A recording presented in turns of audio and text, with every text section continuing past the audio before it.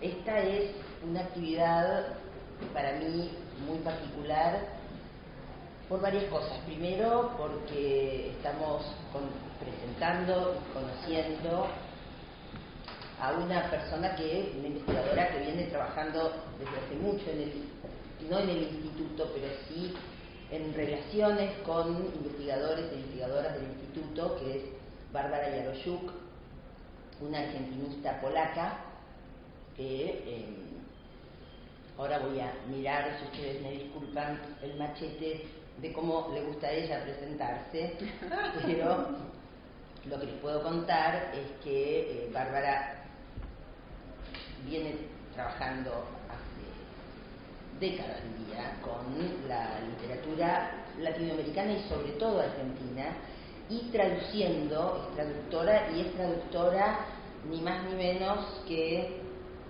de Ricardo Pilla, de Carlos Fuentes, de Juan José Sáez. Bueno, tengo como 60 libros traducidos, novelas traducidas al polaco. Rodolfo Walsh, ahora Operación Masacre, Sara Gallardo. Va a traducir a Sara Gallardo, así que estamos felices. Traduciste La Virgen Cabeza, de Gabriela Cabezón Camarón, La China Iron. De La China Iron, pero fragmentos. Todavía voy a traducir después la totalidad de la novela. A Carlos Gamerro, bueno, en fin. Yo la conocí a Bárbara hace, yo creo que ya 15 años, fácil. En 2012. Bueno, 13 años. A través de Ricardo Piglia, que fue el que nos acercó, y la verdad para mí ha sido un vínculo extraordinariamente provechoso humanamente, pero eso ya es aparte, y además intelectualmente, artísticamente. Y Bárbara viene a Buenos Aires a presentar un libro muy particular, un libro que es no su tesis de doctorado, que ya fue hecha, sino su segunda tesis, digamos, que nunca se viene el nombre, pero que es la habilitatia. Bueno.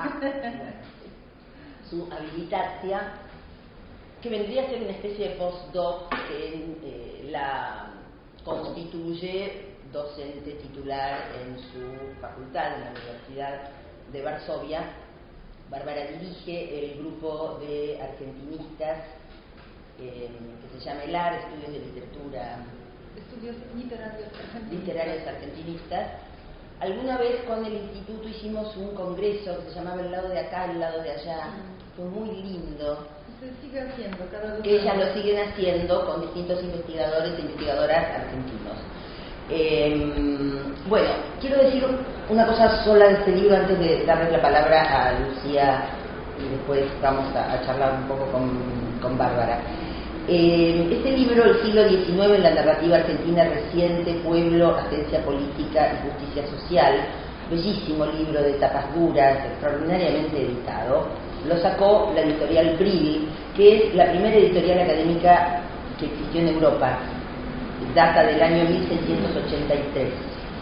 Este libro cuesta un dinero que no puede comprar. No. Cuesta 250 algo así. euros. ¿Un departamento? Un departamento no, pero 250 euros, a ver, digamos, 3 días de hotel muy bueno en algún lado. Bárbara va a dejar un ejemplar en este instituto. Lo digo porque me parece que es algo muy valorable y es un ensayo muy particular. Para un poco contar cuál es la estructura del ensayo y para referirse a una parte particular de este ensayo, que es la parte en la que Bárbara se ocupa de la obra de Gabriela Cabezón Cámara, va a hablar Lucía. Solo les cuento que el eje del ensayo es una pregunta: ¿por qué en nuestro país el siglo XIX hoy tiene la presencia que tiene? La historia argentina del siglo XIX tiene la presencia que tiene. Y a partir de ahí, bueno, el corpus, que es enorme, increíblemente grande, aunque se detiene en algunos autores, pero como corpus se ve que es impresionante la cantidad de lecturas que ha hecho Bárbara para esto. El corpus es el buscar, analizar cómo está representado el siglo XIX. Y ahora le doy la palabra a Lucía de Leone, que conocemos, que es investigadora de nuestro instituto, que es docente, que es especialista en literatura argentina y que es poeta. Bueno, gracias. Buenas tardes, que es un gusto participar nuevamente en una mesa con ustedes. Yo participé en una jornada del Más Allá, Más Acá, estuvo muy bueno, gracias al instituto y al público por venir. Gracias, Bárbara, por el libro que nos dejás, que nos legás, que leí con mucho gusto. Te confieso que entero no lo leí, pero porque no llegué, no porque no quise, pero creo que hice una lectura buena, buena para mí, quiero decir, ¿no? Para poder señalar esas zonas que me impactaron y que quería comentar, que quería presentarles al público. Para detenerme después en el capítulo que habíamos arreglado con él, y que yo podía comentar mejor por una cuestión de afinidad temática y de conocimiento del corpus, que es el de aquel en el que Basia va a trabajar con la idea del pueblo reinventado en la novela Las aventuras de la China Iron de Gabriela Cabezón Cámara. Voy a hacer primero una confesión de un vicio como lectora, que es empezar por los libros mirando el principio del final. Es algo que me pasa desde que soy chica, no entiendo bien por qué tengo ese gusto por el merodeo y el rodeo. Y en este caso dije, qué bueno que me pasó, porque me encontré con epígrafes, ¿no? Como con muchos epígrafes en el libro, muy interesantes y además muy variados, porque traían la palabra desde Ricardo Piglia hasta pensadores polacos, ¿entiendo? Novelistas, ¿no? Que yo ni conozco y que ella tradujo y que realmente me parecían muy ordenadores de lo que después ella va a analizar, ¿no? Uno sabe lo que es un epígrafe, esos umbrales, eso que rodea el texto, que tenemos que atravesar necesariamente. Y lo importante de los comienzos, como decía Edward Said, para justamente definir un proyecto. Entonces, pasar por la idea de Piglia, cuando habla de cómo la historia es un piso importante para poder leer lo demás, ¿no? Para pensar el presente, cómo aparece ese valor del pasado, cuando la historia no es solamente un acto recordatorio, sino que es creativo. Bueno, todo eso dicen los epígrafes, que la verdad que me parece que en esa elección hay toda una operación crítica de tu parte que está buenísimo, así que te lo agradezco. Más no tenía ni idea de quiénes eran todos estos, no lo puedo ni pronunciar. En algún momento lo voy a lograr, estoy segura, porque la relación Polonia-Argentina se está digo, gracias a ustedes, a todo el grupo de argentinistas que nos vienen a visitar y a traer sus investigaciones, esperemos alguna vez poder devolverlo. Y pensar ese lugar de enunciación, el de Basia, ¿no? Ese lugar que vos construiste de enunciadora, porque sos argentinista pero sos polaca, ¿no? Entonces no nos olvidemos, no perdamos de vista eso. ¿Y cómo mira de alguna forma un extranjero esta cultura para quien el Martín Fierro no es parte del vocabulario? French y Beruti son dos nombres que hay que aprender, se me imaginaba yo, ¿no? O el joven unitario, las guerras de la independencia. O sea, yo decía, bueno, ¿qué hizo Basia acá? Bueno, ella encima va a hablar del siglo XXI, de cómo el siglo XXI vuelve al XIX, y que tuvo que estudiar todo el XIX, el XX, el XXI, ¿no? Entonces pensaba, ¿cómo es el lugar de enunciación que vos construiste? Que es un lugar de enunciación académico, además, de sondeo, de investigación y todo lo demás. Me parece que te permitió tomar una distancia prudencial, que quizás es la que tenemos los argentinos que estudiamos literatura argentina, que medio como que nos engolosinamos con ciertas cosas y de repente vas a enseñar literatura argentina y das la China Iron y no sabes que el que está enfrente no sabe quién es Martín Fierro, ¿no? Entonces yo decía, ¿cómo hiciste todo ese trabajo? Y lo quería destacar. Parece una banalidad, pero no lo es. Por lo menos para mí como lectora dije, bueno, la barrera del lenguaje, la distancia cultural. Estamos hablando de Polonia y Argentina, no estamos hablando de Argentina y Brasil o Argentina y Colombia o el Cono Sur, que uno tiene como, somos más parecidos a los uruguayos que a los del norte, digamos, ¿no? Bueno, eso lo quería destacar. Y además de todo eso, cómo, además de lograr enlazar tradiciones, trabajar con distintos géneros, cómo además lograste, ¿vos lo escribiste directo en castellano este libro? Bueno, esa era una pregunta que tenía. ¿Cómo lograste hacer uso de la metáfora? ¿Cómo jugaste con los títulos? Ustedes ven el índice, hay todo un planteo metafórico para leer la cultura del siglo XIX, que es muy bello. Entonces, a mí me parece que la dimensión de belleza en la escritura no tiene que faltar. Yo que soy una poeta, como dice Elsa, ¿no? Después vemos si soy o no, pero bueno, eso lo quería destacar.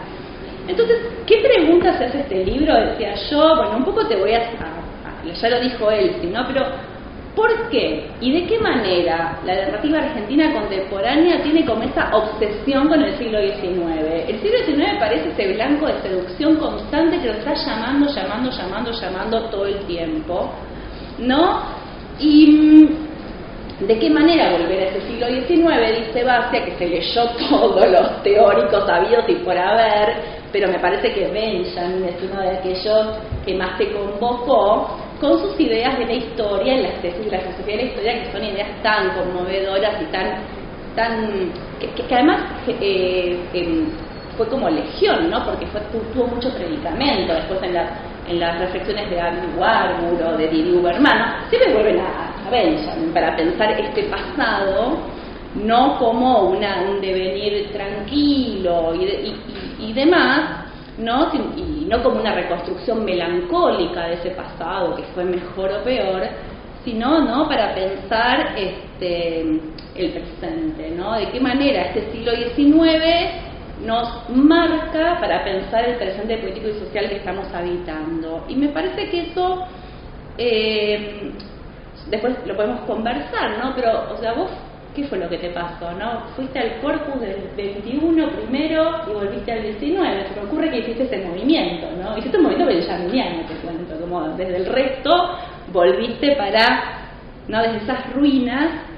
Y yo pensaba, ese siglo XIX que ella trabaja lo define muy bien sola, con Foucault y demás, como formación discursiva y demás, pero a mí lo que me gustaba era pensar ese siglo XIX como un espejo deformante, ¿no? O sea, el siglo XIX aparece deformándose o aparece como un laboratorio para hacer experimentos nuevos y cómo entre el siglo XIX y el XXI nos recuerda Bastian, no nos olvidemos, se interpone el gran siglo XX, que fue el de los grandes escritores argentinos, podríamos decir de alguna manera, los escritores que se internacionalizan con el boom o con Borges y demás, ¿no? Y ese siglo XX, dice Basia, nos llega con sus herencias, sus pasiones, sus utopías truncas, sus deudas no saldadas. Pero vos no te paras en el XX. O sí, un poquito, porque además recorta el siglo XXI de una manera que a mí me parece muy interesante. ¿Cuándo empieza el siglo XXI? ¿Empieza cuando cambia los numeritos? No, ella dice no.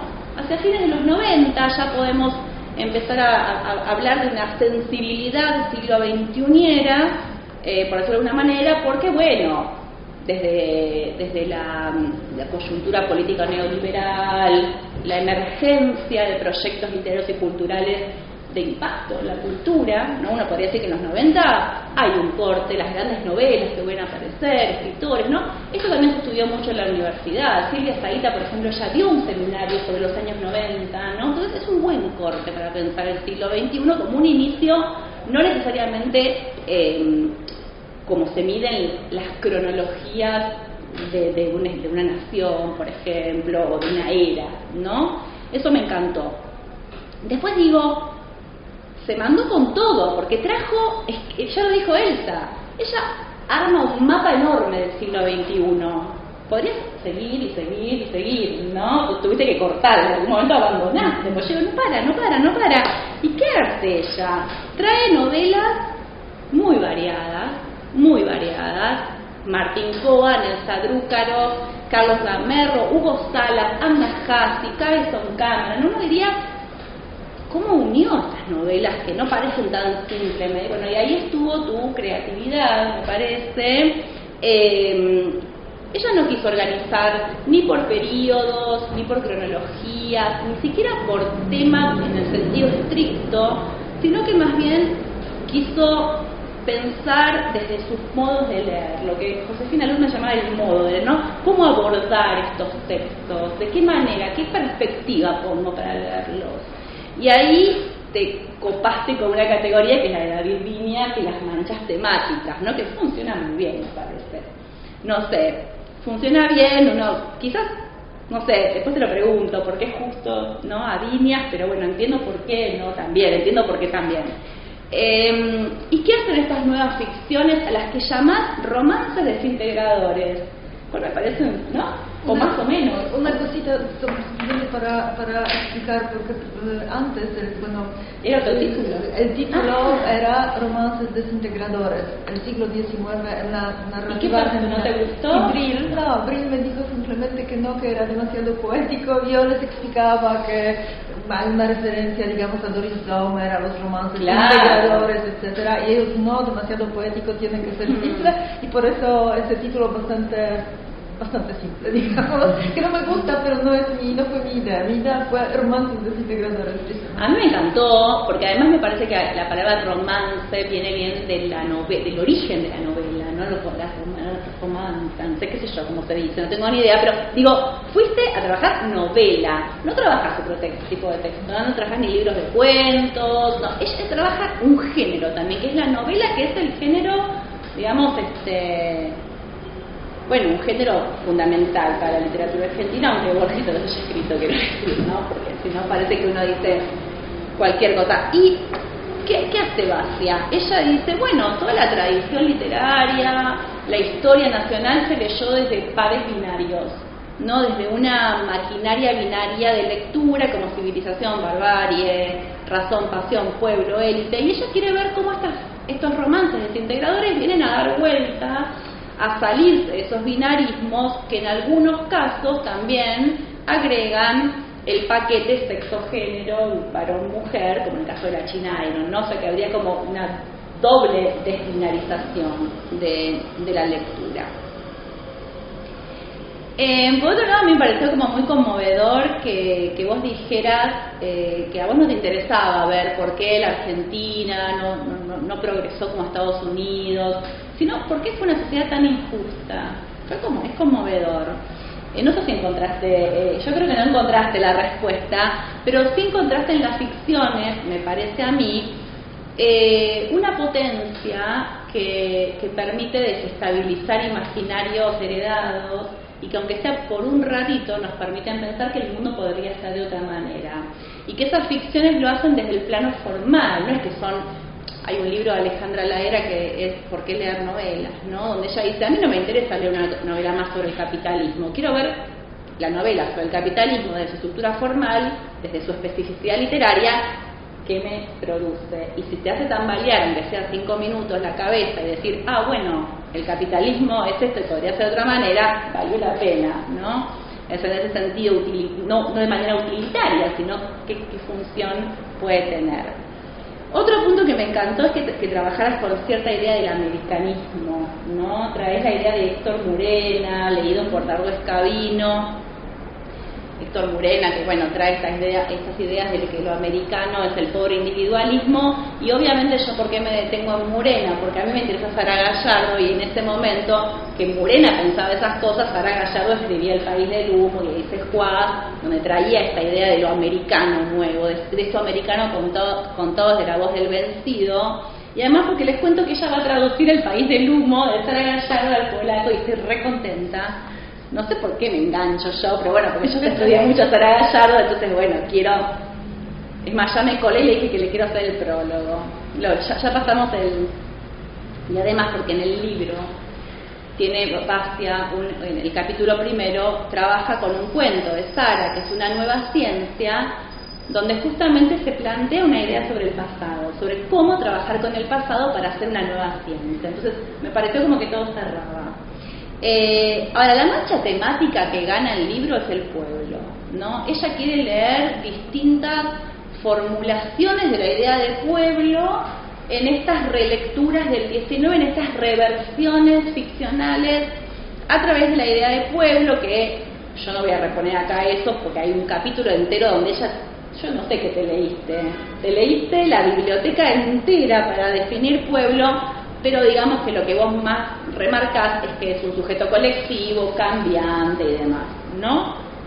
Que excede la idea de lo nacional. Eso me parece interesante porque Basia se corre de la idea de nación para pensar en estas ficciones, y yo creo que estas nuevas ficciones de alguna manera desnacionalizan un poco, ¿no? Sobre todo la Cabezón Cámara creo que desnacionaliza la Pampa, ¿no? Esa es un poco la idea que yo tengo, después la podemos conversar. Y trae Basia adjetivos para pensar el pueblo según las novelas, ¿no? Hay un pueblo insubordinado, un pueblo reinventado. El pueblo de Batincoan, ¿qué es cuculeizado? O Gombrowicz. Claro, yo dije, le voy a preguntar, es esto. Sí, claro. el cuculeíto, Gombrowicz lo usaba en Fuerteventura cuando el profesor humillaba al alumno, y dice el texto que este acto es como ponerle como en castellano no sé por qué lo conozco en polaco, pero el culeíto precisamente se relaciona con este proceso de humillar al alumno. Yo creo que tiene que ver con culo. Con culo. Además, en Gombrowicz es como el cajón, ¿no? Sí, claro, entonces se trata acá, pueblo cuculeizado es el pueblo que se ve como un sujeto inferior, que se trata de una manera paternalista, que nunca se lo toma en serio, que siempre se dice que ahí ellos piensan esto y no saben qué piensan y hay que explicarles cosas. Entonces, pueblo cuculeizado es esto, es decir, este pueblo... No, que me encantó la palabra. Después recordé, dije Gombrowicz, pero no sabía, preferí preguntar. Y luego, bueno, otra de las cosas que quiero decir es que lo que hace Basia es darle bastante espesura a la teoría de Jacques Rancière sobre el reparto de lo sensible y las políticas de la literatura para pensar lo que hacen estas ficciones, cómo la literatura tiene el poder de repartir lo sensible y qué nuevas voces aparecen en la escena pública que antes estaban vedadas, ¿no? Eso es un trabajo muy fino que haces con la teoría. Rancière, que es un pensador que lo hemos usado desde todas las disciplinas, creo, ¿no? Desde todas las disciplinas se aparece Rancière, la filosofía, aunque él viene de más de la ciencia política, ¿no? Y para pensar también una idea de la democracia, creo que vos que quisiste pensar la idea del consenso, ¿no? Del disenso, ¿no? Como entre la discusión entre Habermas y Rancière sobre cómo se funda una democracia.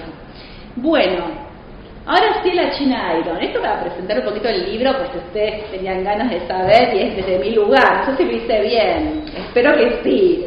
Una cosa, ¿puedo decir dos cositas? Todo. Simplemente para explicar, porque hablabas de los epígrafes antes. Y para mí, bueno... Yo una de las preguntas que te iba a hacer. No, simplemente pero quiero... no importa, porque quiero decirlo. No, solo quería decir que para mí lo que me interesa es, digamos, el diálogo intercultural. Es decir, precisamente por eso hacemos estas jornadas que mencionaba Elsa, que siempre son mesas polaco-argentinas. Tenemos un tema, un autor, y hablamos desde dos perspectivas. Mi libro, por ejemplo, en los epígrafes, yo cito a Piglia, que por razones obvias, pero también cito a Miłosz, a Brandes, a escritores polacos que acá se conocen, pero no tanto. Bueno, están traducidos y todo, pero yo quería, como desde el epígrafe, ya señalar esta relación, digamos, intercultural, que mi libro, precisamente, esta perspectiva, este lugar de enunciación para mí es muy importante. Yo siempre digo, yo soy polaca, nunca voy a leer la literatura argentina como ustedes, es decir, es otra cosa, ¿no? Pero a veces eso tiene, bueno, sus desventajas, sus ventajas. La ventaja es de que tal vez se puedan ver cosas que a veces para ustedes son tan obvias que ni siquiera quieren estudiarlas, y después surgen cosas que precisamente surgen porque se profundiza. No, es que a mí me parece muy importante ese lugar de enunciación, porque es un lugar de enunciación de tráficos, ¿no? De constante tráfico, de un entre, y que creo que vos te habrás visto sorprendida por extrañamientos, como decía Shklovsky, que para nosotros nos pasan por adelante, ¿no? Es cierto eso. Sí, me pasa todo el tiempo acá. Pero también una cosa más, lo del pueblo, quiero subrayar lo que... a mí no me interesa el pueblo como nación, es decir, el pueblo argentino o la nación argentina. Me interesan... Ernesto Laclau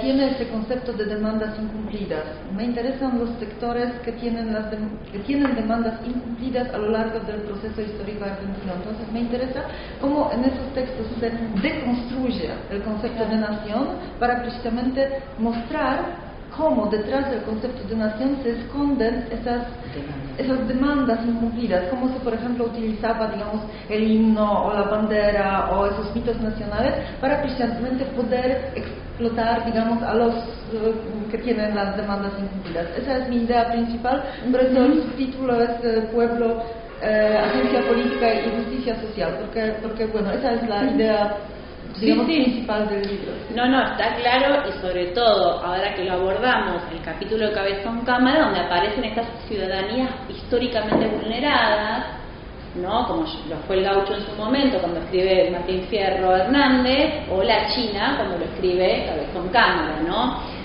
Sin duda, esta idea de pueblo que excede lo nacional, de hecho la novela de Cabezón Cámara desnacionaliza a La Pampa, porque no va a fundarse sobre las ideas liberales de la nación, ¿no? No va a haber ni una bandera, ni una lengua, ¿no? Ni un territorio posible, ni una identidad, sino que va a armar un pueblo nómade, andante, ¿no? Cósmico, podríamos decir. Si están de acuerdo, entramos con la novela, al menos que quieras que diga algo más. Yo pensé un montón de cosas más, pero después lo escribo por algún lado, porque pobre gente, mejor que te escuchen a vos. Yo digo un par de cositas. Bueno, Las aventuras de la China Iron seguramente lo han leído, es un reclásico, ya es tan clásico como el Martín Fierro, tanto no, pero ella la toma casi al final del libro, eso también me gustó, y la toma como uno de los modelos de las ficciones que van a resemantizar esas oposiciones clásicas del imaginario decimonónico, que en otras ficciones que analizás vos decís que no se resemantizan, sino que se continúan o reproducen. Sos brava también, sos brava. Porque me encanta eso. A mí me extranjera. gusta, me parece que está bueno eso, no es que sea tan demagogo, hay que animarse. Bueno, ella, no sé cómo le habrán caído a los escritores, se habrán discutido, ¿no? Espero que no lo lean simplemente y no sepan nada de esto. Bueno, entonces yo digo, bueno, en esta novela, cómo vos vas analizando tan bien y de manera tan pormenorizada, cómo la ficción desmonta narrativas, no solamente liberales, heredadas, sino también patriarcales, ¿no? Que trabajás también acá y digas lo que podríamos llamar una perspectiva de género, sin caer en una lectura enteramente de género, pero está bueno porque es transversal, ¿no? Usas al género de manera interseccional, que es interesante ese uso que se hace de la perspectiva de género, porque ya la China Iron se leyó del género mucho, ¿no? Y por eso. Digo, entonces yo la he leído así, entonces está bueno leer otras cosas también. Y básicamente, bueno, lo que ella va a analizar es cómo desmonta una narrativa, un género fundamental, como fue la gauchesca en la tradición literaria, ¿no? Y cómo esto se desarticula desde una mirada que llama femenina, plebeya, disidente. Me gusta la palabra plebeya, me pareció que iba muy bien. Y además, cómo pensar, digamos, esto lo digo fuertemente, cómo además este horadar, el gran texto nacional, no es solamente desde el plano del contenido, sino que hay un ajustar cuentas en términos de géneros discursivos, ¿no? Se suspende el verso cantado para el octosílabo, para darle lugar a la novela, de nuevo, ¿no? La novela, ¿no? Como que aquello que fue verso, ¿no? En el doble sentido, fue verso, no el Martín Fierro, una cosa así, fue verso porque fue octosílabo y porque fue verso, una cosa así, ¿no? Y además me parece muy, muy interesante cómo traes la figura de José Hernández como si fuera una especie que aparece como un cameo literario dentro de la obra de Cabezón Cámara, no para afirmar o ser autoridad de una obra, sino como un personaje más que se diluye dentro del resto de los personajes de la obra. Eso me pareció que estaba muy bueno, que lo hubieras notado. Y además que se trata de una ficción, ¿no? Que la reescritura que hace Cabezón Cámara no es solamente de una tradición, es de una ficción, como hace Coan en El Amor, que en el cuento El Amor, que relee la historia de Fierro y Cruz desde el cuento de Borges, desde biografía de otros, y no solamente desde el original, podríamos decir, ¿no? Un ejemplo de lo que sería texto para Barthes, por ejemplo, ¿no? Pensaba esto. Bueno, entonces, ¿qué quería decir? Ya casi voy diciendo todo, pero bueno, me parecía que desde tus reflexiones, ¿no? Pensaba que si Hernández le da voz al gaucho en un momento en que el gaucho es un sujeto vulnerable y demás, para contar una historia, Cabezón Cámara lo vuelve a callar, le dice callate para que hable la China, ¿no? Lo calla al gaucho, desgauchiza la tradición, digamos, saca al gaucho y pone la China. Esto pensé. Y pensaba cómo desde tu libro podríamos hacer como un punteo de las operaciones más importantes que hace Cabezón Cámara con el siglo XIX. Por un lado, desviriliza la pampa, pone a mujeres en la carreta, son mujeres que después son amantes, que después puede ser perrito, que puede ser travestirse, ¿no? Que es una identidad camaleónica, eso por un lado. Por otro lado, me parece también importante que como esa pampa violenta y masculina que nos heredó traumas nacionales por la conquista, la demarcación del territorio, se convierte en una pampa con muchos atributos. Es amorosa, es onírica, es cosmética, en comunión con la naturaleza, no tiene problemas con el indio, es plurilingüística porque aparece el castellano, el guaraní, el inglés, el spanglish. Es transportable, la pampa no se desertifica hacia el sur, sino que se litoraliza, se hace agua, la pampa se hace agua y se va al paraíso, y al mando de 2 mujeres, ¿no? Eso pensaba. Y por otro lado, lo que ya dije, como la novela desnacionaliza la pampa, que fue reducto de las fábulas nacionales y nacionalistas por excelencia de un país agroexportador, por lo menos con el centenario seguro, en pos de la creación de un pueblo reinventado, que es lo que ella analiza, ¿no? Como el orden temporal de la novela no sigue el tiempo de la nación, sino que se entrega a otros tiempos, los afectos, el ocio, las maravillas, el placer. Por otro lado, bueno, como dije, la novela desertifica la tradición, saca el desierto con todo su ideologema, el desierto con su ideologema, para convertirse en una pampa de orillas. Y este pueblo, que vos analizás como un pueblo reinventado, es ese pueblo que se traslada en caravana, se llaman los leves, que es un lindo nombre, ¿no? Son los leves.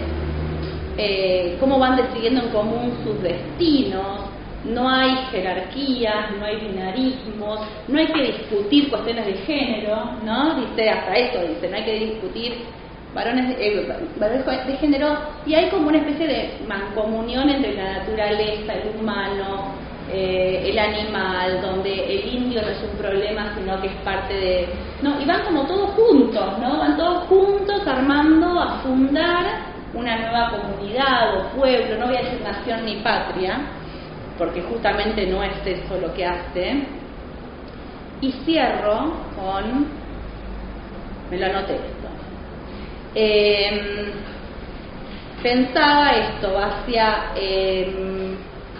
que tu relectura del siglo XIX se puede pensar como un campo de disputa simbólico, donde ensayar muchas formas de lo común, desde esta idea de la ficción desintegradora, que no reiteran mitos de origen, sino que siempre están sometidas a evaluación, ¿no? A torsión. Y como esto no busca cerrar una historia, no es que vienen a contar otra historia, no es que vienen a dar el contrarrelato, no son así, no son contrahegemónicas, sería fácil hacer contrahegemonía, sino que lo que hacen es abrir un espacio para la imaginación, ¿no? Para crear. ¿Y qué es lo que hay que crear? Bueno, una justicia, un mundo mejor, menos tóxico en todos los sentidos.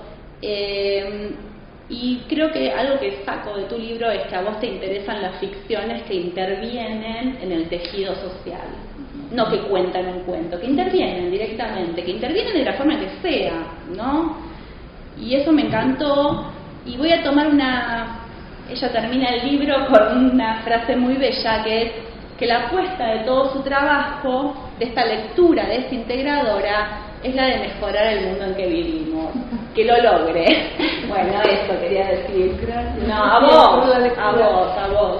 Yo solo quería añadir acá en cuanto a Cabezón Cámara, porque precisamente ya se hicieron lecturas de género de este libro y no quería repetir, obviamente, y tampoco me interesa tanto como investigadora, por lo que bueno, vos decís que es una lectura interseccional, ya sé que no siempre se ve bien, es decir, que a veces las lecturas interseccionales se acusan de varias cosas, pero mi lectura es, en el caso de Cabezón Cámara, como por ejemplo en otros casos, por ejemplo, no sé si conocen la novela de Carlos Gamerro, La jaula de los zonas, que hago más o menos lo mismo, que me interesa cómo toman, por ejemplo, los dos autores, pero no solo ellos, varios grupos con esas demandas incumplidas, mujeres, pueblos originarios, no sé, la naturaleza, ¿no? La naturaleza, los afroargentinos, no sé, muchos sectores, y cómo de alguna manera se construye el texto reivindica todas estas los derechos de todos estos grupos, pero no insistiendo precisamente en este caso en las mujeres o en los pueblos originarios, sino más bien creando esta visión de que estos grupos realmente sí que, no sé, es utópico tal vez, pero que de alguna manera es posible colaborar, es decir, por ejemplo, en esta comunidad que crea Cabezón Cámara, ellos conviven, es decir, las mujeres, yo no diría que son las mujeres que mandan, porque nadie manda. No. Las mujeres que mandan cuando salen a la pampa, que de alguna forma hay que conquistar ese territorio, y después se arma una comunidad poliamorosa donde no hay jerarquía. Eso, precisamente. Entonces me interesaba cómo Cabezón Cámara dice, bueno, el pueblo, la nación que se construyó en el siglo XIX es una nación, perdonen, yo lo leo en los libros, no lo digo, yo simplemente veo que en los libros se dice, bueno, la comunidad que se creó en el siglo XIX es una comunidad bastante injusta, por varias razones problemática, y precisamente se dice, bueno, no, queremos otra cosa, se deconstruye esta comunidad y se propone otra, y es la que se propone al final del libro. Yo diría que no sé si hay una propuesta, o sea, creo que hay como una deriva, ¿no? Porque yo no diría que son ficciones redentorias o ficciones conciliatorias, como uno puede pensar la vuelta de Martín Fierro, que hay algo de concilio, ¿no? De conciliación. Me parece que lo que vos marcás es eso, que son ficciones que abren algo, que no lo cierran, y que en el Cabezón Cámara uno de los riesgos es la reutopización. Como una reutopización. Quiero añadir que acá no leo la novela como una utopía. Hay muchas teorías, obviamente, relacionadas con la utopía como concepto, pero a mí me parece que la utopía es un concepto bastante peligroso. Lo dice, por ejemplo, Concier, pero lo dicen muchos otros teóricos, que utopía es algo que se construye y se estabiliza y siempre degenera. Es que la utopía como que ya toma su forma, digamos... La utopía como género, como una totalidad utópica. Como género, pero también como comunidad, que por ejemplo todas las comunidades utópicas que se crearon en el mundo, las que conocemos, degeneraron en algo, y viceversa, porque utopía ya es algo que se construye y está ahí hecho, y en Cabezón Cámara no existe eso. Esta comunidad se está moviendo todo el tiempo, está cambiando, está transformándose, entonces no es una utopía, porque ahí no tenemos propuestas políticas directas, ¿no? No, porque está en construcción, y además la novela lo cierra muy bien, no hace un fundido en negro como en el cine para cerrar algo, hace un fundido en blanco, que son nubes, y si algo cambia, que todo el tiempo son las nubes, y ese final de Cabezón Cámara, de pura nube y puro polvo, me parece que tiene esa idea, ¿no? De no cerrar, no contar otra historia. Esto. ¿Estamos de acuerdo entonces? Sí, supongo que sí. Bueno, yo tengo algunas preguntas para hacerle a Bárbara Racia, pero también quiero retomar algunas de las cosas que dijeron de esta excelente presentación que hizo Lucía del libro y de comentarios que hizo Valla sobre su propio libro. A mí, bueno, también me impresionaron mucho los epígrafes y sobre eso tengo alguna pregunta específica que la voy a hacer después, pero una cosa que me llamó mucho la atención y me impresionó mucho es la libertad de pensamiento que hay en este libro. ¿A qué me refiero? Un poco todas las épocas, esto ya lo vio muy bien Foucault, todas las épocas tienen su estar en la verdad, tienen su batería de conceptos con los que todos previamente en la academia parecemos estar de acuerdo, y trabajan sobre un sistema de citas políticamente correcto en términos académicos o no, que va variando como las nubes y como la polvareda, y yo que ya tengo bastante tiempo acá adentro he visto cómo varía y cómo cosas que se veneraban pasan a ser de modé y vienen nuevas modas, pero siempre hay cosas previas que ver con las que estamos todos de acuerdo. A mí me impresiona la libertad y el desprejuicio con el que trabaja este libro. ¿A qué me refiero? Por ejemplo, esta tendencia académica nuestra, por lo menos en Argentina yo la veo mucho, de una especie de oposición fondo-forma, donde se coloca en lo revolucionario y en lo revulsivo todo aquello que trabaja con el procedimiento y se demoniza todo aquello que trabaja con la trama. Cuando en Valla está esta contradicción que señaló muy bien Lucía entre tomar los relatos casi mitologizados de la versión mitrista de la historia argentina de una manera totalmente, ¿cómo sería?, pasiva, y recuperarlos sin ningún tipo de intervención, y ahí es donde Bárbara se pone brava, como dijiste, y de algún modo cuestionarlo. Pero cuando se plantea el cuestionamiento, ella con una libertad, que es una libertad con la que yo me siento identificada, porque yo trabajo del mismo modo, no hace esta cosa de, no, todo lo que toma el contenido o toma formas literarias más o menos codificadas es malo, y todo lo que rompe con las formas es bueno. Ella, por ejemplo, uno de los ejes que ella dice, yo voy a pensar 3 ejes en el tratamiento del siglo XIX. Por un lado, las resemantizaciones de los conflictos establecidos en el siglo XIX, civilización, barbarie, bueno, algo de esto también dijo Lucía, élite, pueblo, etcétera. Y dice, bueno, resemantizados en tanto se investigan, se exacerban, se piensan en función de los conflictos del presente. Esto, por ejemplo, está centrado fuertemente en lo que tradicionalmente se llama contenido. Yo creo que esa dicotomía forma-contenido es muy pobre, porque además ya es teóricamente muy demostrado que la forma es contenido y el contenido es forma, y que en realidad hay que trabajar en un círculo constante. Pero entonces, después plantea los procedimientos y estrategias discursivas, y una diría, acá viene la parte de la forma. No, los procedimientos y estrategias discursivas tienen que ver también con el retomar de una manera deconstructiva formas sí discursivas establecidas, pero también en los ejemplos que ella da, por ejemplo, habla de estrategias donde, por ejemplo, se hacen relatos contrafácticos, entonces se interviene lo que ocurrió y se especula desde lo contrafáctico, o se va al anacronismo en medio de o se va al humor o al disparate, o se trabaja con por ejemplo las tramas, y esto es algo que hago yo en mis novelas, ella lo ve muy bien,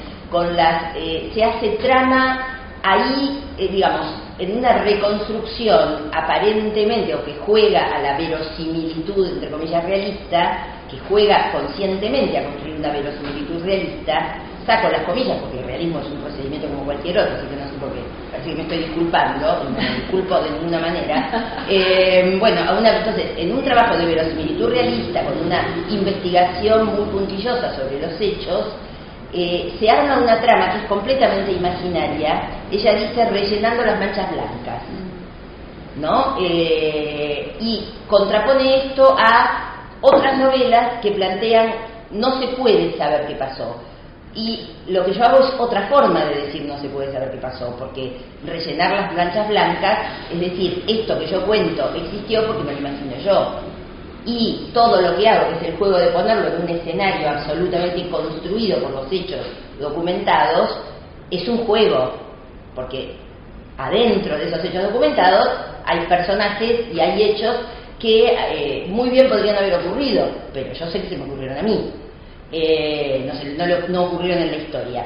Hay una libertad en ese sentido en ella de mezclar criterios de lo que tradicionalmente se llama fondo, tradicionalmente se llama forma, sin ignorar en absoluto ni la existencia de los géneros discursivos, ni la existencia de los procedimientos retóricos, ni qué es lo que continúa lo tradicional o lo rompe, pero trabajándolo con mucha libertad en relación con las tramas. Y esto a mí me parece muy refrescante, muy saludable, y por eso no saca siempre la misma conclusión para todas las novelas, que es uno de los riesgos de este tipo de crítica. Porque cuando la crítica dice, no, lo que está bien es, por dar un ejemplo, lo que está bien es el procedimiento de deformación grotesco, y lo que está mal es el realismo. Entonces, armo un corpus y me dedico a demostrar que las 50 novelas que estudio, que son las buenas, entre comillas, y ahora sí comillas, son buenas porque tienen procedimiento de deformación grotesco. Entonces demostré siempre lo mismo. Este libro, en esa cantidad de imágenes de pueblos, ¿no?, de diferentes representaciones del pueblo y de la agencia del pueblo, ella junta pueblo con agencia popular, con modos en los que el pueblo interviene, en su sucesión de diferentes pueblos, saca conclusiones completamente distintas en cada obra. Yo quería resaltar eso es realmente refrescante y tranquilizador para mí. Yo solo intervenir un ratito, porque para darles ejemplos qué tipo de libros son que trabajo, que realmente son muy diferentes. Las aventuras de la China Iron, Los cautivos de Martín Cohen, El derecho de las bestias de Hugo Salas, El sueño del señor juez, La jaula de los sonas de Gamarro, pero también Una chaqueta para morir y Leandro N. Alem de Pedro Gambide, que son textos menos conocidos, más antiguos, más clásicos, y también Martelli, Juan Carlos Martelli, Frenchy Beruti, Mariano Moreno, o de Dalmiro Sáenz, Mis olvidos. Son textos mucho más clásicos, mucho menos experimentales, más realistas podría decirse en algunos aspectos, en otros no, pero precisamente no me interesa una estética en este caso, ni un género. Me interesa cómo salta la mancha temática, lo de líneas que vos me preguntabas. No, y además me parece que... ¿Puedo? Sí, no vamos a poner tiempo. No. Queremos hablar todas, ¿viste? Al mismo tiempo. No, porque yo quería preguntar, bueno, espera, algo más que dijiste. Y también del siglo XXI, o sea, textos que transcurren, como el de Carla Magliandi, Claro. en el siglo XXI. Magliandi. La estirpe, ¿no? La estirpe. Transcurren en el siglo XXI, pero están girando obsesionados alrededor del XIX, ¿no? Sí, porque no se trata de textos ubicados, como que la acción está ubicada en el siglo XIX. Puede transcurrir hoy en día, pero que tiene algo que ver con el siglo XIX en cuanto al imaginario, y eso todavía es más interesante. Entonces, bueno, sí. Bueno, no porque interrumpas, sino porque yo te quiero preguntar cosas. Así que sí tenés que... Bueno, una de las preguntas que pensé tiene que ver con los epígrafes, que coincido, a mí también me llamó mucho la atención. Uno de estos novelistas, Kazimierz Brandis, tuve la suerte de leerlo y de leer además la novela, está evidentemente tomado este epígrafe, gracias a que Basia me la regaló hace varios años y es una gloria, se llama En variaciones postales, y la quiero leer y te quiero preguntar por esto y hacer una pregunta también, si querés, en relación con el presente, el pasado y el siglo XX-XXI. El epígrafe dice: el pasado se hereda en forma de mentira social para un uso general. La idea del pasado que se hereda como mentira, que en Brandis, en la novela de Brandis, que además es muy graciosa, está representado en una saga de cartas, son siempre cartas de un padre a un hijo y de un hijo a un padre, que van atravesando generaciones. Yo creo que empiezan en 1600, ¿no? Es siempre la misma familia. Esto lo pueden hacer los polacos, nosotros siempre la misma familia, llevamos a 1910, o bueno, más, pero no hay noticias, porque digo, yo por ejemplo, que tengo sangre huarpe o comechingona, tengo parte judía, parte de sangre aborigen, no tengo no podría hablar de qué decía mi tatarabuela comechingona, no tengo modo. Pero bueno, los polacos pueden, entonces arma una novela muy divertida de cartas, de padre a hijo, después de ese hijo que es padre a su hijo, y así, donde va contando, va siguiendo esta familia, y es muy gracioso cómo se va deformando. O sea, como en la carta de la tercera generación dice, porque tu tatarabuelo tal cosa, y una que leyó la carta del tatarabuelo sabe que no.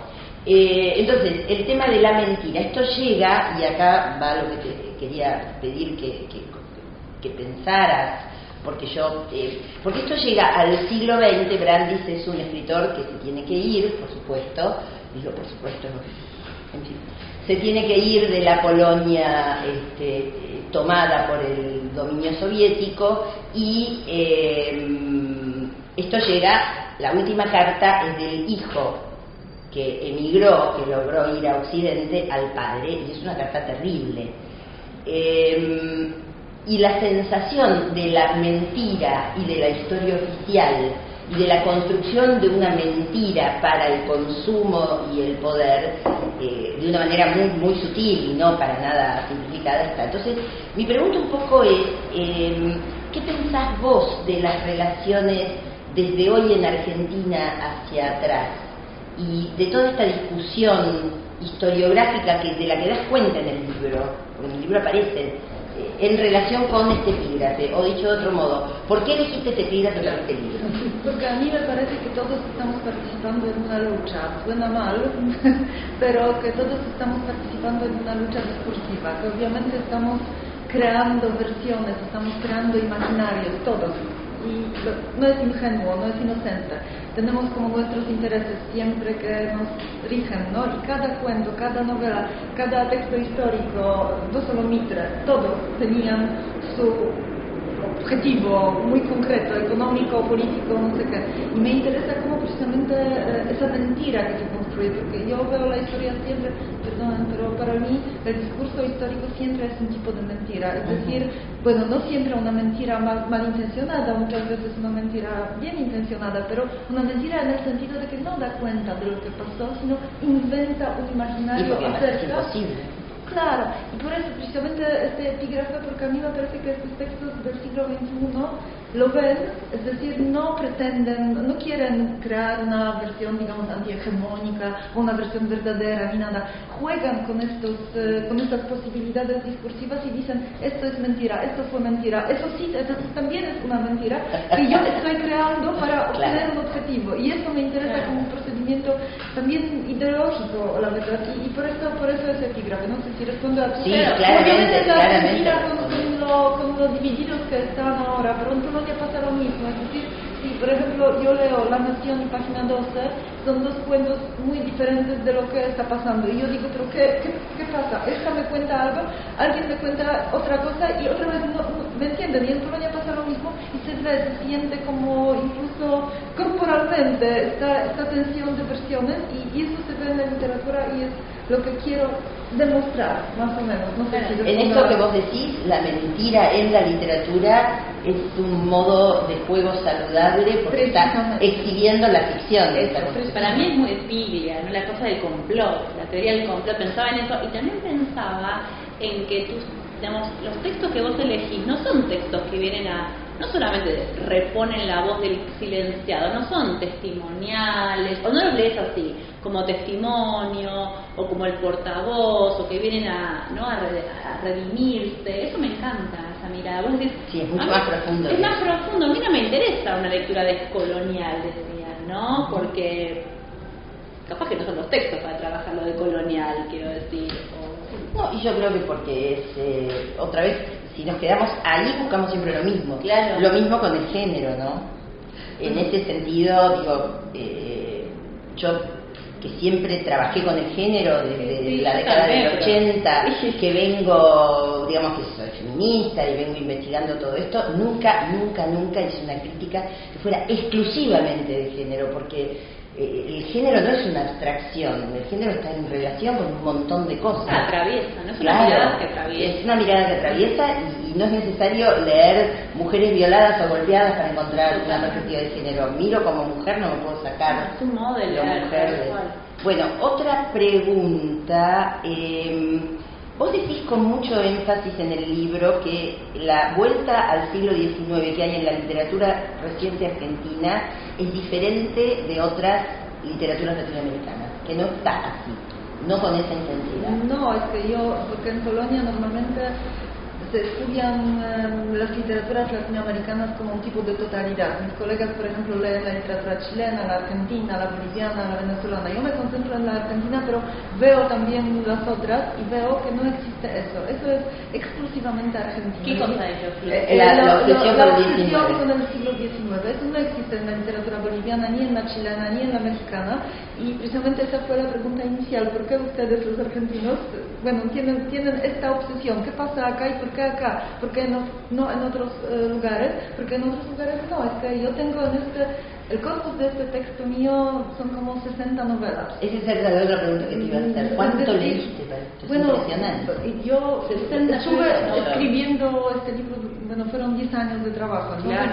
10 años te permite leer cosas, es decir, tener tiempo, y yo trabajo soy en este sentido, pero lo que pasa es que son 60 novelas y yo estoy hablando solo no de todas, hay como notas a pie donde numero otras propuestas, pero que ya no entran porque no es posible, y ahora paré en el año 2022 porque tuve que parar en algún momento, pero desde el año 2023 ya aparecieron como un montón de textos. Ahora acabo de comprarme como 40 libros acá en Buenos Aires, que llevo mañana a Varsovia de vuelta, porque precisamente, la mitad o más son unos libros relacionados con el siglo XIX. Entonces eso no cesa, no para y se desarrolla. Y además, voy a decir algo así crudo, vos le animás a autores que no analizan en las universidades. Quiero decir, te mandás con los no canónicos, ¿no? A eso voy con la libertad. A mí me parece que eso está buenísimo, porque de repente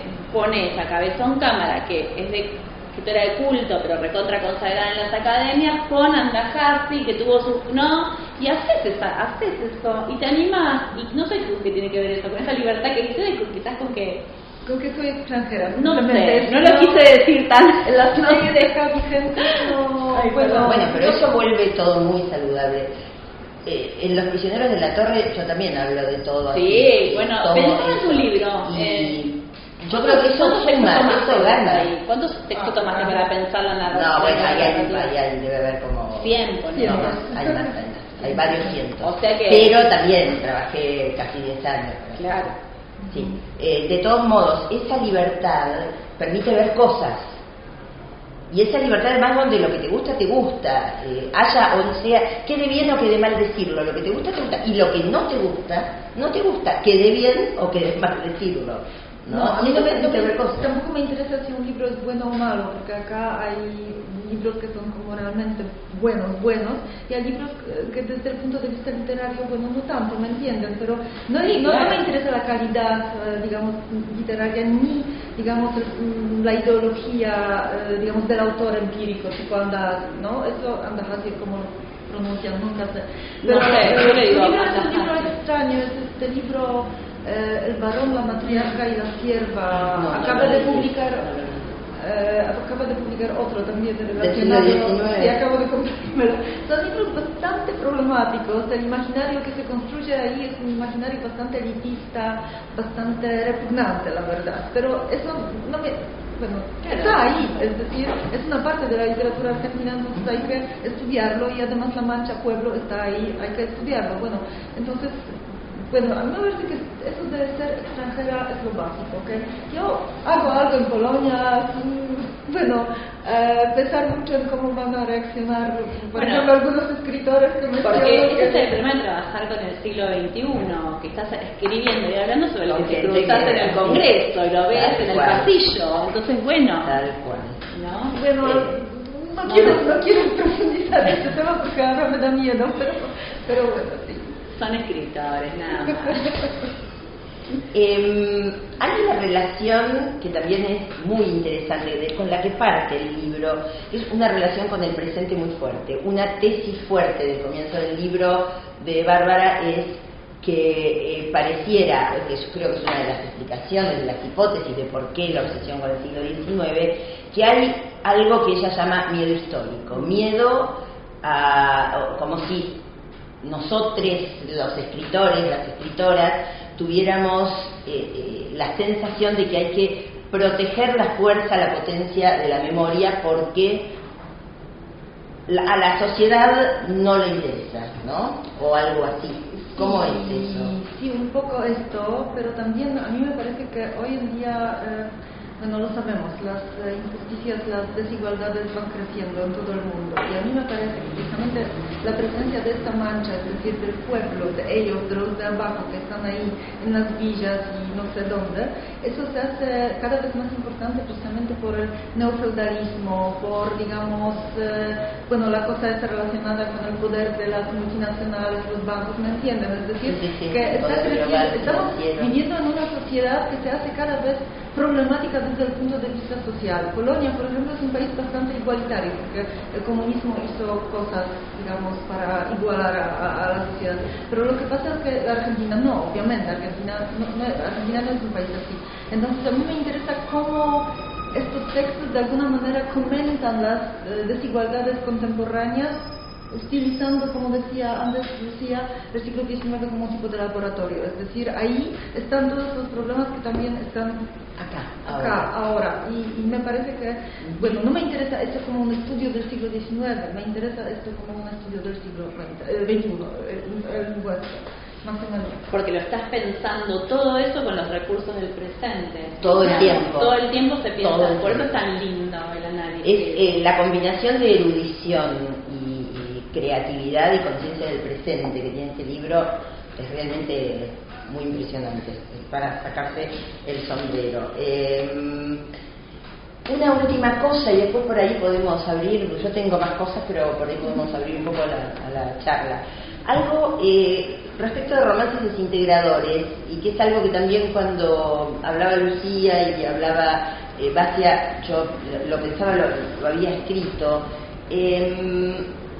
Yo pensaba, y esto que decía Lucía y que dice claramente el libro de Bárbara, posicionarse más allá del concepto de nación, ¿no? Y ese título, a ver, voy a tratar de ordenarlo. Yo pensaba en el movimiento romántico, en la narrativa histórica, la novela histórica es un producto del romanticismo, y es un producto del romanticismo, por lo menos organizada como género y con conciencia de género literario y todo eso, es un producto del romanticismo que está en directa relación con la afirmación de las naciones, con la investigación, incluso el concepto de pueblo, ¿no? El folk, claro. El concepto de pueblo como eso que da la esencia de una nación, y lo que hace el romanticismo es buscar romances integradores, romances que constituyan la nación.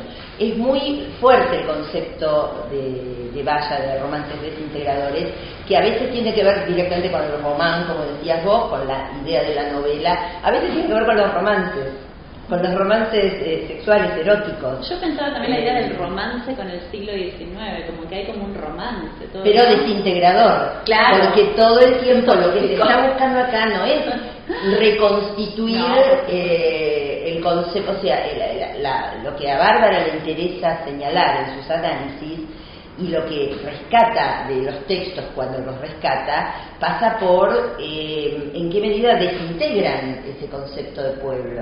O no, perdón, no el concepto de pueblo, desintegran el concepto de nación, revenden, no el concepto de pueblo, pero sí el concepto de pueblo romántico, buscando otras agencias. Porque Doris Sommer escribió sobre estos textos en, ¿cómo se llama?, novelas fundacionales, ficciones fundacionales.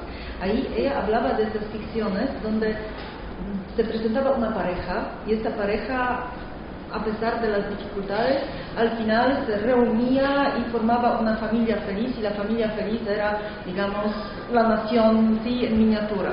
Estos textos lo hacen al revés, es decir, los romances nunca terminan bien.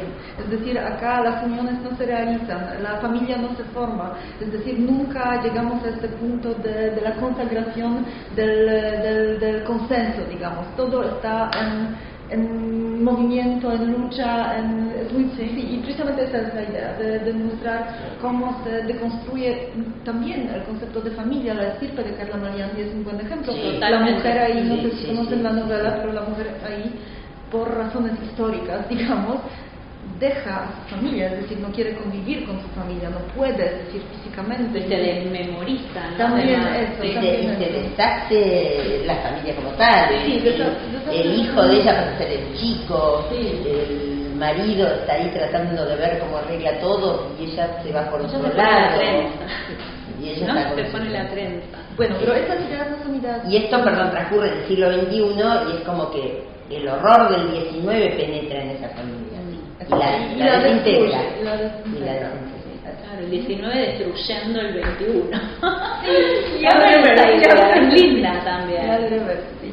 Y una cosa que quiero decir y que quiero agradecerte porque hubo una actividad muy linda en la Libre, en la librería de San Telmo, donde distintos escritores que estamos trabajados acá, Carlos Gamerro, Martín Cohen, Carla Mariani y yo, leímos fragmentos de novelas que trabajó Bassa y ella los comentó y Alejandro Horowitz hizo como una presentación, o la Lucía de León recién, una presentación más global. Y en un momento Carlos Gamerro dijo algo que a mí me gustó mucho y que te lo quiero decir yo ahora, te lo copio, pero dijo gracias por leernos así además, por leernos con esa libertad. Y a mí me pasa, o sea, yo leí con mucho placer el análisis que hace Bárbara de la saga de Güemes, de las dos novelas que transcurren en el siglo XIX, porque la del Infierno Prometido es del 20, es el comienzo del 20. Y lo leí con mucho placer porque ella había pescado un interés político que yo tenía de un modo muy notable, muy raro además para alguien, otra vez, para alguien extranjera. Y algo en que yo tuve algunas lecturas muy lindas de esa novela, sobre todo de Conspiración contra Güemes, de la segunda parte. Tuve algunas lecturas muy lindas, muy gratificantes, pero que nunca se centraban en esto. Entonces, nada, te quería preguntar, porque yo te dije, y me hizo ver cosas, algunas que decís yo me las había propuesto, otras que decís no. Pero tengo que confesarte, bueno, yo soy estructuralista en el sentido de que no me interesa tanto el autor empírico, me interesa el texto, solamente el texto, lo que dice. Y eso está muy bien. Y por eso, bueno, esta es mi Ay, yo no pero recuerdo que leyendo- hayamos hablado de las novelas. No. Nunca me hizo ninguna pregunta, no me hiciste. No, yo nunca le pregunté al autor, ¿y qué quisiste decir acá? Entonces para mí no tiene mucho sentido. Bueno, pero quería decir algo. Sí, pero espera que se me fue. No, tenía que ver con eso, sí, con el tema de la utopía. Yo coincido y entiendo la crítica a la utopía como género o a la imaginación total de una sociedad mejor, de una forma rígida y plantada, como es la tradición de la utopía, ¿no? La isla donde se experimenta con tal cosa, salvo cuando la utopía está al servicio de la ciencia ficción y ahí arma otro tipo de cosas, pero la utopía como género político, digamos, coincido con la crítica, pero a mí me gustaba hablar de algo que vos no lo nombrás así, porque efectivamente no me lo preguntaste, pero esa es una de las cosas que me impresionó, porque la describí y yo alguna vez, una vez que había escrito las dos primeras novelas, entendí que lo había hecho y alguna vez escribí para algo que me pidieron, un articulito muy breve, donde digo, llamo a esto memoria utópica, ahora voy a decir, pero vos lo decís sin poner memoria utópica, porque eso, o sea, lo que yo intento hacer, y ahí me parece que hay algo, y hay algo en relación con Cabezón Cámara, aunque nuestras estéticas son absolutamente diferentes, lo que yo intento hacer, en mi caso, que hago reconstrucciones verosímiles, históricamente verosímiles, es construir escenas, o sea, a ver, todo salió mal y la guerra claramente se perdió, y la derrota sigue, y las demandas incumplidas siguen, y las tragedias son las tragedias. Y eso yo no lo voy a cambiar, y yo no lo voy a edulcorar, y no lo voy a negar. Pero me encanta meter en el medio de toda esa catástrofe alguna escena donde alguna persona humillada hace algo donde se logra poner en cuestión el orden, aunque después eso no sirva para nada, que adentro de esta trama haya un instante, como un momento político, como una falsa memoria, como una mentira. O sea, a ver, que no dura, digamos, aunque sea ese instante. Porque claro, porque no llega hasta hoy. Por ejemplo, no sé, hay un personaje, Benita, que atraviesa las dos novelas, que es una negra esclava, que va armando una conciencia política y va armando un devenir personal muy conmovedor para mí y muy utópico. Leyendo a Rousseau. Leyendo que lea Rousseau, por ejemplo, que aprende con diccionarios, su ama, que es como el William de Baskerville del Nombre de la Rosa, o sea, su ama es la que la compra, a propósito la compra para poder liberarla, pero es una especie de persona del siglo XXI en el siglo XIX, como es William de Baskerville, ¿no?, en la novela de Eco, que es del siglo XX, mirando la Edad Media, burlándose sutilmente. Bueno, mi personaje, que es la jefa de las espías, compra a Benita y la compra para liberarla, y le enseña a leer y escribir. Hasta ahí es ella.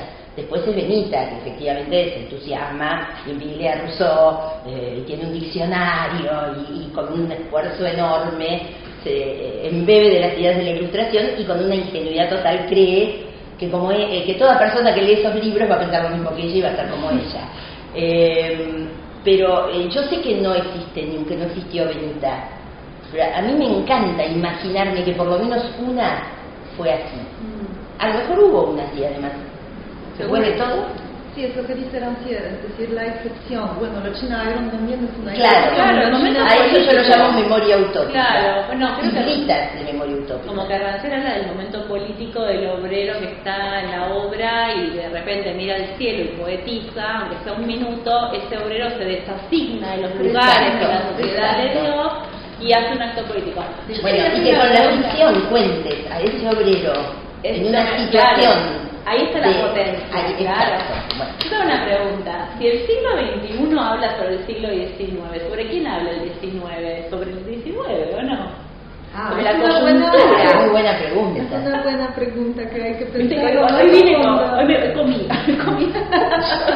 A ver, en el 19 hay producción sobre historias de la conquista. Historia de la conquista. Claro, yo pensaba en la literatura argentina estoy pensando. No, estoy pensando en la... Pero habla más del presente, vos tenés razón. No, pienso en Matadero. Habla del presente. Pienso en la literatura del 19, canónica. Amelia, en Amelia, otra vez Amelia. Claro, todo lo que no conocemos del 19, imagino que hay un montón que nos conocemos, o del 18, pero pensaba el Matadero o en la Cautiva, capaz que se va un poquitito más atrás a lo que decías vos, pero no, tampoco Amalia. No, las reconstrucciones, las recreaciones, que hay varias escritoras mujeres, claro. No me sale el nombre, del romance, a ver, por acá. ¿Eduarda Mancilla? Eduarda Mancilla creo que hace una recreación del romance de Lucía Miranda y... no, Eduardo Mancilla es del Pablo La vida en las Pampas. Pensaba en hay un romance con un cacique, que es una tragedia y que está ambientado en el comienzo de la... Bueno, ahí habría entonces. Está ambientado en la colonia, pero no soy muy poco, ¿no? ¿Vos qué decís? Me gusta mucho la pregunta porque eso se relaciona con las temporalidades implícitas, digamos, de los libros. Digo, por ejemplo, un ejemplo, esa novela de Hugo Salas, El derecho de las bestias.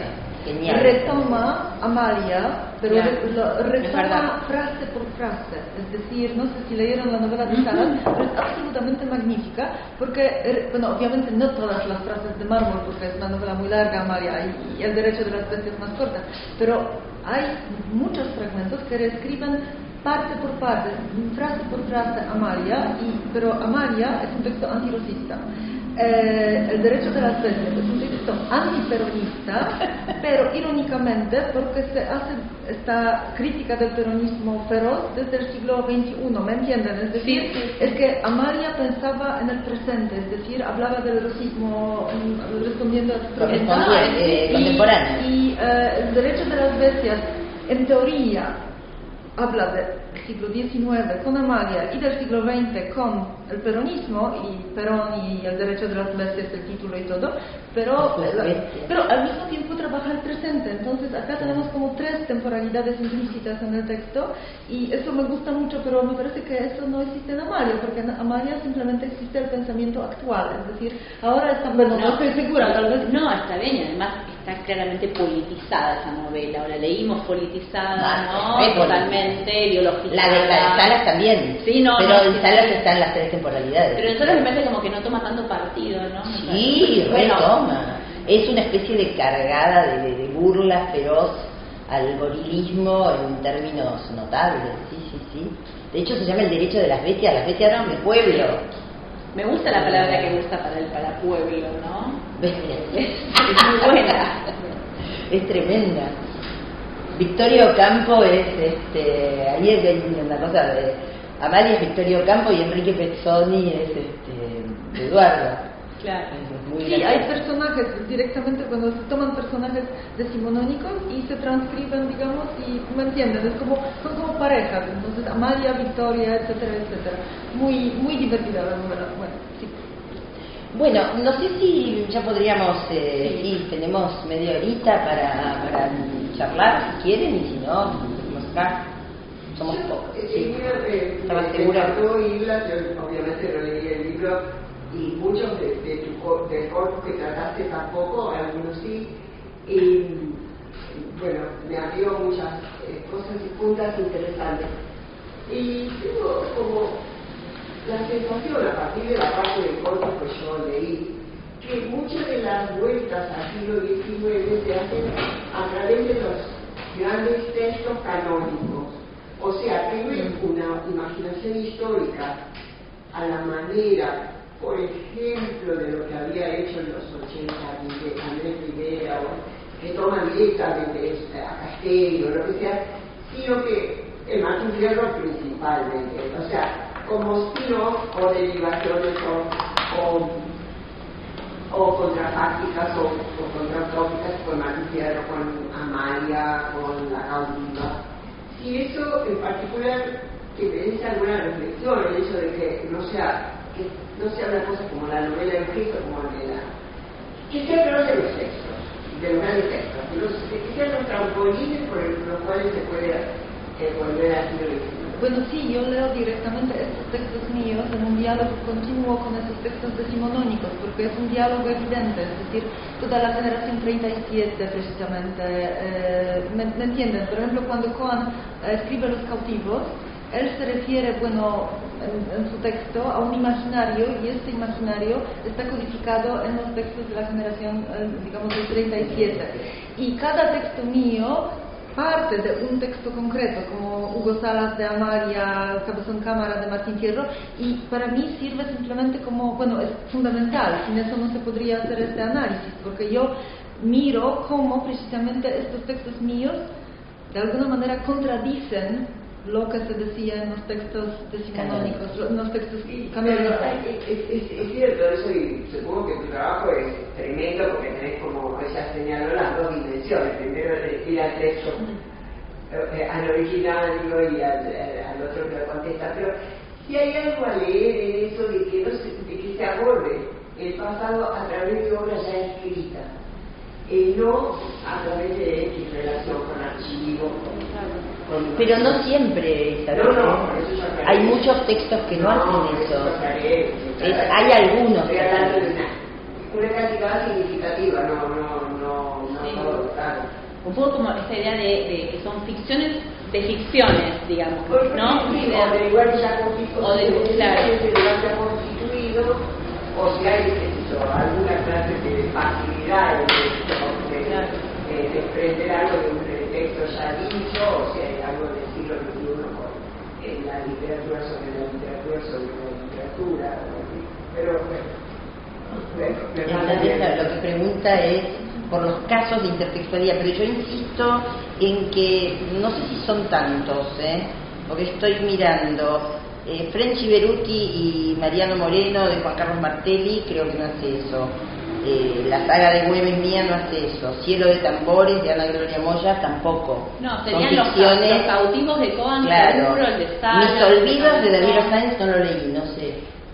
Trabaja con textos. Sí, precisamente sí. Sobre las memorias, digamos, del general. Sí, bueno. que es el intertexto principal. Entonces, ese sí. Pedro Argambide, no, porque es interesante ver la proporción. Pedro Argambide. Pedro Argambide del siglo XXI, ¿no? ¿Qué trabajas de Argambide? No me acuerdo. Una chaqueta para morir y Leandro Enealem. Son dos textos de finales de los años 90, claro. 98, 99, algo así, porque como dijo Lucía, yo no empiezo con el año 2000, no empiezo No, con... no, eso entiendo, pero lo tenía Argambide como un escritor muy del siglo XX, digamos, muy referenciado a las grandes cuestiones del siglo XX. No, por supuesto, no son todos, pero sí me llama la atención. No, Gamerro tampoco. Sí, Gamerro arma ficciones. El sueño del señor juez está basado en una especie de... No, a ver, sí, trabaja con la frontera, con la zanja de Alsina, con todo esto, pero... Me parece que esa es la referencia de Martín Fierro, en vez de irse a los... En vez de volverse de los indios y volverse a los blancos, se quedara con los indios hermanos. Sí, pero el intertexto principal es Facundo de Sarmiento, y la figura de Sarmiento y los escritos de Sarmiento. Claro, pero bueno, hay algo del intertexto, pero tal vez puede... Pero a ver, perdón, porque intertexto hay siempre, o sea, yo trabajé sin haber leído la historia de Salta, de, ¿cómo se llama el tipo este? Bueno, del historiador, de esa, que ahora no me acuerdo el nombre, Comellas, no es Comellas. Bueno, no me lo voy a acordar porque me va a agarrar Alzheimer, me bajé, son 12 volúmenes y me bajé 6 y no me puedo acordar del nombre, pero sin haber leído eso, y yo tengo alusiones enteras a eso, y juego, y qué sé yo, en La Patria de las Mujeres hay alusiones fuertes a la guerra, a Lugones y la guerra gaucha y qué sé yo, pero eso me parece que no es lo central, no es el caso de la China Iron o el caso, o sea, una cosa es imposible hacer novela histórica sin tener intertextos, en realidad es imposible escribir sin intertextos, y en el caso de la novela histórica, sí, Facundo seguro que está, pero no es como el caso de Hugo Salas con Amalia, o el caso de la China Iron con el Martín Fierro. No, algo que hizo Borges muchísimo, digamos. Sí. Borges en el 20 hizo eso con el 19. A veces, otra vez. No, a veces. Lo hizo con los cuentos que tienen que ver con el Martín Fierro. Pero también tiene cosas históricas que son absolutamente ficcionales, para las cuales obviamente leyó, pero yo no estoy segura que entendí la pregunta. La pregunta era si hay casos que precisamente no trabajan con... No tanto porque los hay. ¿Cómo interpretas la intertextualidad? Y esto tiene que ver a lo mejor porque en esos libros se ha constituido algo de lo que después se tomó como la argentinidad o después se tomó como definiciones y que fue... Ahí el siglo XIX es volver a esas construcciones que se hicieron y desarmarlas, mezclarlas, alborotarlas, separarlas, que mucho esto quizás lo que en poesía se nota también en los textos que vuelven a Martín Fierro, como Callaquiano, sí. El muchacho ¿cómo se llama? El guacho Martín Fierro, extraordinario. No me acuerdo ahora el nombre. Hay como Fariña, Oscar Fariña. Como que hay como algún no imposición, como que es una referencia fuerte porque ahí, por eso cuando hoy te preguntaban Lucía, ¿qué hay en el siglo XIX de antes? Y no hay mucho de antes porque tampoco no había habido una pretensión de escribir la nación como en el siglo XIX, que era el siglo que escribió lo que después se suponía que aprendíamos en la escuela como historia. Bueno, nada, me pareció que intertextualidad siempre, nunca uno dice una sola palabra sin ser intertextual, pero es distinto cuando se parte de un...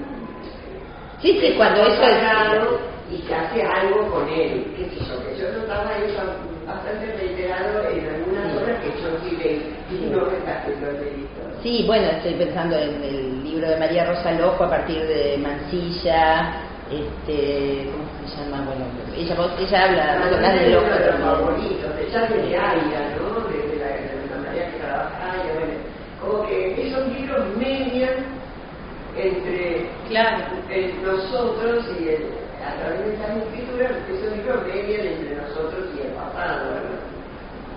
Sí, Emma la cautiva, digamos, es un gran antecedente de la China Iron.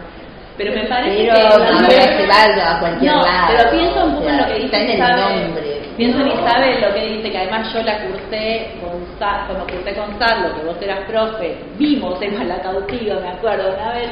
Pienso que Aira lo hace como, entre comillas, medio en joda, claro. Y Cabezón Cama se lo tomó en serio, ¿no? Por más que creo como que Aira tiene esa cosa de la frivolidad, sobre todo por cuando publica este libro, por lo que pone en la contratapa y demás, ¿no? No, pero yo diría que yo acá estoy a favor de Aira, porque incluso traduje 2 novelas suyas del episodio. Pero no estamos a favor de Aira.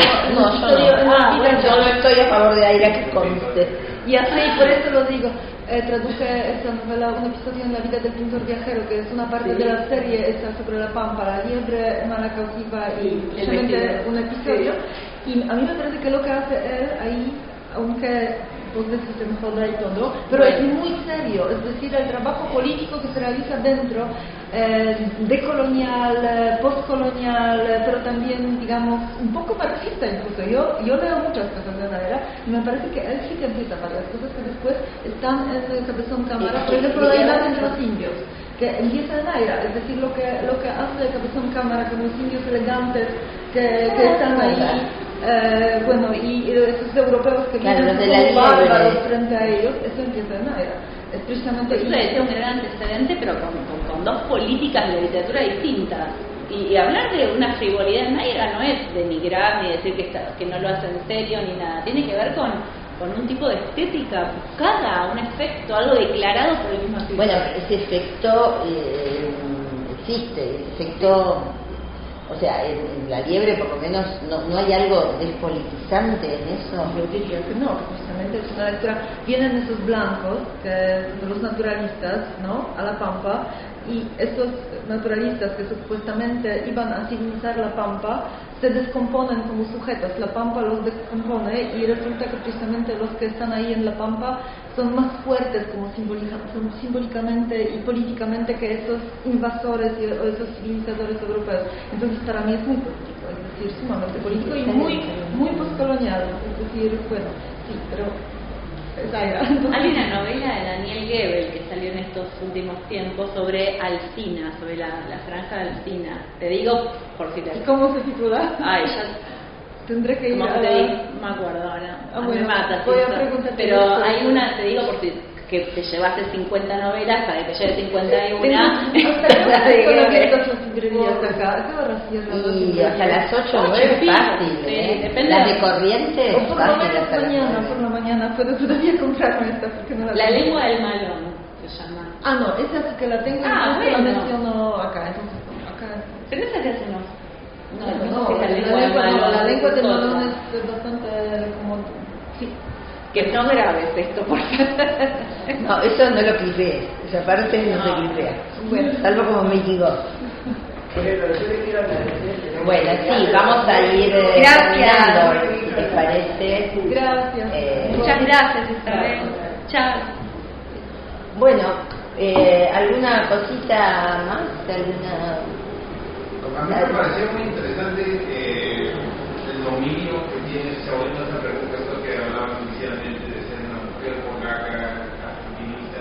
Mi pregunta me sería cuándo empezó tu obsesión con la cultura y la literatura de este país y si hubo una lectura que te hiciera después de estos 10 años de hacer un... Sí, son como 2 momentos muy concretos. Primero, cuando estudiaba la literatura latinoamericana, tenía una profesora mía, que ahora es mi amiga, habló en una clase de Matadero.